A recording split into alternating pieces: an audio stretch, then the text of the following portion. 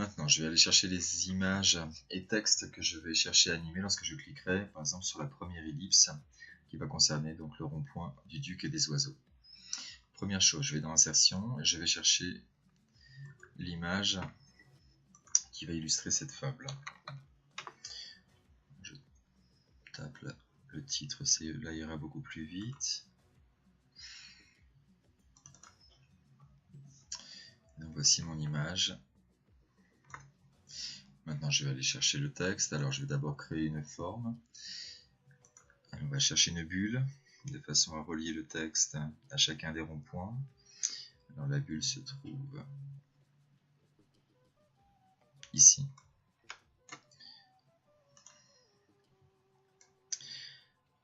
Alors, vous voyez qu'elle retrouve cette couleur que nous avions donnée au rond-point. Alors, première chose, la pointe. On peut choisir d'orienter la pointe comme on le souhaite. Je vais changer la couleur qui me paraît assez peu appropriée du texte. Alors, je peux, comme on l'a vu précédemment, aussi modifier les couleurs.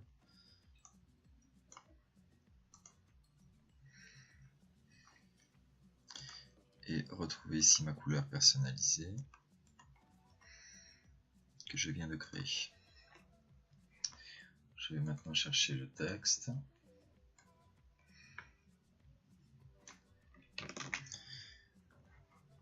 Que je viens de copier. Clic droit sur ma forme.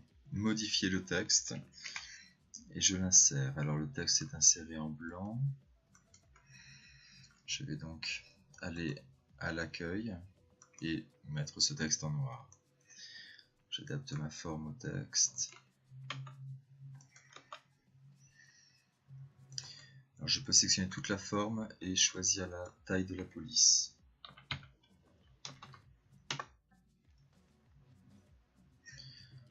Je vais lui donner son titre.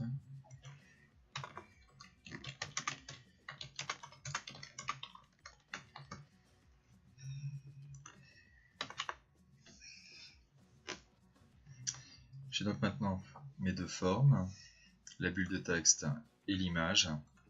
Je sélectionne avec la touche majuscule enfoncée ces deux formes pour leur appliquer la même animation.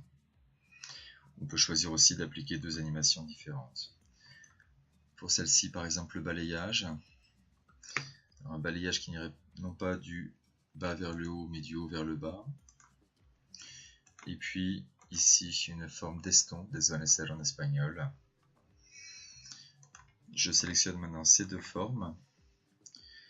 Alors, je peux peut-être dire que l'image arrivera avec le texte. Donc là, nous allons commencer à les organiser.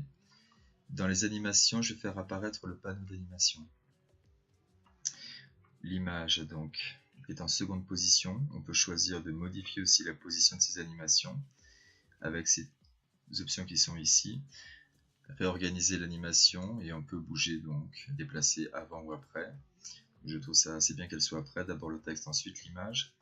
Et donc, pour qu'elle arrive bien après, le rectangle de texte va apparaître lorsque je ferai un clic gauche et l'image apparaîtra avec la précédente.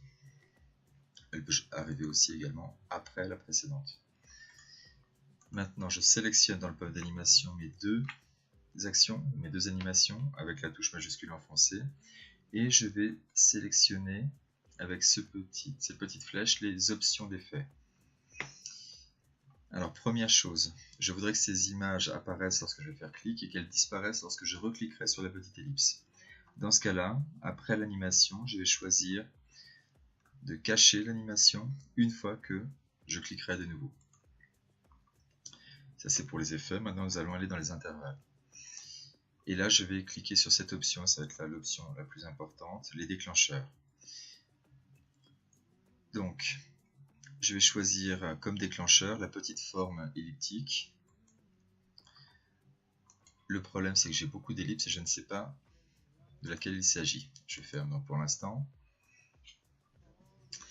Alors, le plus simple, pour avoir l'identité de cette ellipse, c'est par exemple de lui donner une animation qu'on va supprimer, c'est donc l'ellipse 4. CTRL Z, je reviens en arrière. Et je sais donc maintenant que le déclencheur sera l'ellipse 4.